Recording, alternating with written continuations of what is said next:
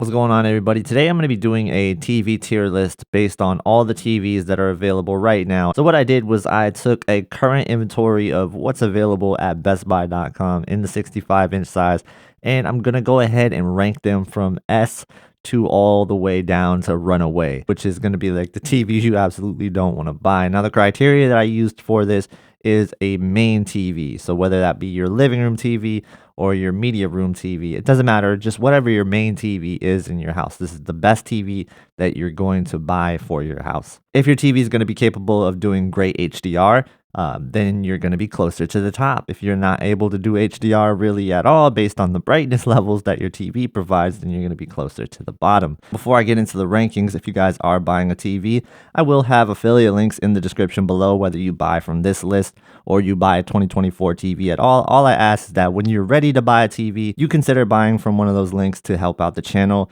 and help support future videos. Thank you so much for your support. All right, let's get into this list. All right, let's start off with an easy one. And for me, that's the Pioneer Zumo TV. I put this in the runaway category. First of all, Pioneer doesn't have any other TVs really other than this one. Not a big fan of the Zumo TV interface, and it does tend to be just kind of a slower TV. Another one that is a slower TV that I'll also put in this category is going to be the Insignia Fire TV. Not a bad bedroom TV, but again, I'm just not a big fan of the actual interface. Fire TV, when it's attached to these TVs, just tends to be a little bit slow. I don't know what it is. Every one that I've ever used has been sluggish. Toshiba Fire TV will also be in that category. This is, to me, a TV that you should run away from if you're looking for a main TV. The next one on this list is the LG QNED 80. I'm going to go ahead and put this in the D category. Overall, it's not a bad TV for what you get. It is 120 hertz, but we're still looking at that entry-level backlight control system. So not very ideal, but it's 4 HDMI ports. That's nice to see on a TV. So D category is where that one goes. Kind of in the same category there is basically an entry-level backlight control system. The Q70C, also 120 hertz. A very nice TV overall, but just not going to get you to where you would want it to be with your HDR performance for your main TV. So I do put that in the D category. So what about the TCL Q7? I actually bumped that to the C category. This is going to have a better backlight control system, and it is able to get brighter overall. So that's why that's going to be in the C category. So I hope you guys understand how I'm going to be ranking these. It's more so based off of TV technology, TV capability, and I will also factor in the image processor that goes in these TVs. Really does make a big difference in a lot of cases. So next up, we have the TCL Q6. I'm going to put this in the D category. It's not a bad TV overall, but it's still just not going to be as good as the Q7, so that is why it's in the D category. Another TV from TCL is going to be in the not ideal category. This is the S4. Just not going to be bright enough for HDR, so you're not going to get a good experience there. Kind of got the basic series from LG here, which is going to be like 7000 series, 8000 series, 9000 series. You name it, you are going to put it in the not ideal category. Same thing with the Samsung 7000 series, 8000 series. That's going to go in the not ideal category for me as well. I just do not think you're going to be able to get a good HDR performance out of these TVs, so that's why it's going to be in the not ideal category. The Q60C is also going to be in that category from me as well. The Sony X85K is going to go into the D category. Again, it is using an entry-level backlight system, not as good as, say, the TCL Q7. I think the TCL Q7 is a better TV, so that's why I put it over top of it. The X80K will actually sit in the not ideal category.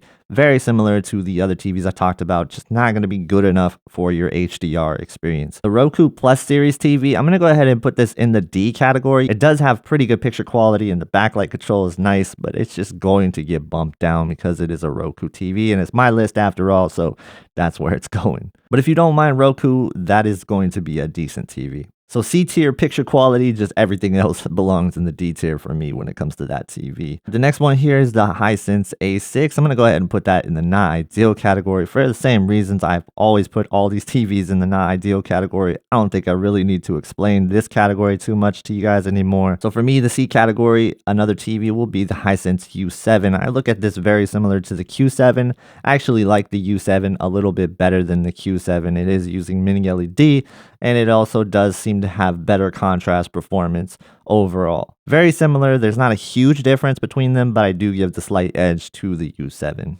Looking at the X90L from Sony, this is actually going to go in the B category for me. This is going to give you an overall better experience than the Q7 and the U7. In my opinion, it's the better TV overall. It has better image processing, and it's just going to be a more ideal experience than those two TVs. So that's why it's going to go into the B category. It's a very solid B TV. Another very solid B TV for me is going to be the Samsung Neo QLED QN85C. This is actually a really great TV in terms of contrast performance. I kind of think of it as the little brother to the QN90C, as it is just going to be slightly dimmer than the QN90C, but offer pretty much all the other features that the QN90C has for you. Taking a look at two older TVs, the LG QNED 99 8K, I'm going to go ahead and put this in the C category. It's just not going to be as good as the B-rated TVs. And then the QNED 85, because of its age on both of these, I do bump it down. And this QNED 85 to me just isn't a great experience overall. Both the QNED 99 and the QNED 85 have really lackluster dimming performance in my opinion. So that's just something I will have to dock it for sure. Next one for me is going to be the LG B3. This could be borderline B category, but I think I'm going to put it in the C just because it is going to have a little bit of a downgraded experience in terms of the LG OLEDs.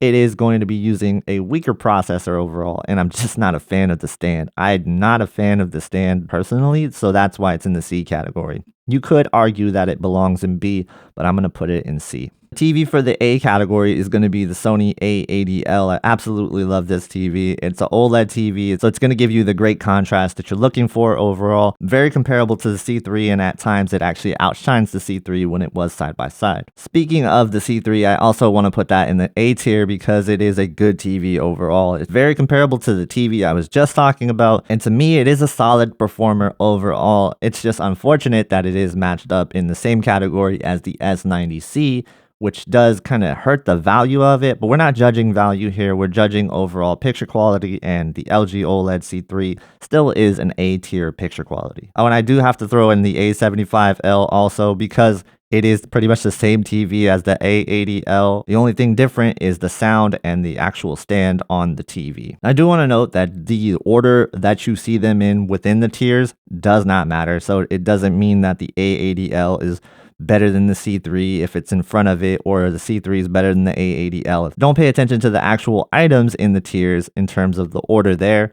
Just pay attention to the tiers themselves. That's all that's going to matter at the end of the day. We got the Hisense U6. I'm going to go ahead and put that in the D category. It's almost to the C category, but it's just not going to be bright enough for the C category in my opinion. And then the Hisense U8, that's actually going to go in the B tier for me. I love this TV overall. It is going to be a great HDR TV. The only thing holding it back from being close to the A tier is going to be picture processing, and so that's why it's in the B category. Same thing with the QM7 from TCL. I absolutely love this TV. It's very much on par with the U8. So let's move on to the Neo QLED QN90C. This is an A tier for me. I absolutely love this TV. The contrast performance of this TV, like I was mentioning with the QN85C, is phenomenal. For a mini LED TV, you're getting some of the best contrast, just period, out of any mini LED TV on the market. The only downside is that some people have complained about it crushing down details a little bit to hide blooming. And some people like this and some people don't like this. So it's really just up to you on what you like. If you're somebody that doesn't mind a little bit of blooming, then you can go with the Sony X93L in the A category as well. Very similar performance to the QN90C. I do think the QN90C slightly edges it out because contrast is just almost close to OLED like. The only thing that really holds it back is the fact that it doesn't have the XR clear this year. That was kind of a letdown, but it still is a solid performer. It's basically the X95K of last year. and it is still gonna hold the A crown. It's just a great TV overall. Another Sony TV for me is the X77L, going into the not ideal category for obvious reasons. It's just not going to be bright enough. Going through another Samsung TV, we have the frame. I'm actually going to go ahead and pop that in the D category. Again, the order doesn't matter. A note on the frame, it is actually a little bit better than the Q70C in terms of the actual picture performance. The people that are buying this TV are really just after the design, but I do think it is D category in terms of picture quality. You may notice that there's nothing in the S tier right now. Let's go ahead and change that with the Sony A95L. I'm going to go ahead and just say it. That's the best TV that you can buy right now. It may not be the best value that you can buy, but it is the absolute best TV that you can buy right now. We've got two Neo QLED 8K TVs here. I'm trying to decide where we're going to put them. I'm going to put the QN900C at the A category. It's just a really great TV, very similar to the QN90C, so that's why it's going to be A tier. Another mini LED TV that's a strong performer is the QN800C. This is tough because I've heard mixed things about the QN800C. I personally seen it. I didn't mind it at all. I actually personally would rather have it over the QN85C, so I will put this in the A category. I think overall that's a solid TV. Another Samsung TV is the Q80C. We're going to go ahead and put this in the C category. It's not quite a B-rated TV. I put the Q80C here because it's not as good as the QN85C overall. And I actually think that it's just better to get the QN85C for most people. So yeah, that's why it's going in the C category. Next up is the S95C. I'm going to put this in the S tier. It does belong in the S tier. It's QD OLED technology, just like the A95L. And the picture quality is just amazing. QD OLED, in my opinion, is the best technology out there right now. And there's not many people really debating that either. So yeah, the S95C absolutely belongs in the S tier. But if you're a gamer, you might not want to get the S95C because there is reports of some dropouts on occasions when you are gaming. So if you are a gamer, go with this one instead. The S90C also belongs in the S tier. It's pretty similar to the S95C overall. Not a whole lot of difference there when I compared them side by side. And I was even using a first generation panel versus a second generation panel on my comparison, and it wasn't a huge difference. So yep, the S90C absolutely belongs in the S tier. And then our final TV, the LG G3, is going to go into the, let's see, Runaway, not ideal, D. Let's put it in the not ideal. Nah, let's just kidding, guys. It's going into the S tier. It absolutely is one of the best TVs you can buy. There's no doubt about it. It was one of my favorite TVs of the year, and I absolutely love this TV. I personally don't think you can go wrong with anything C tier and up.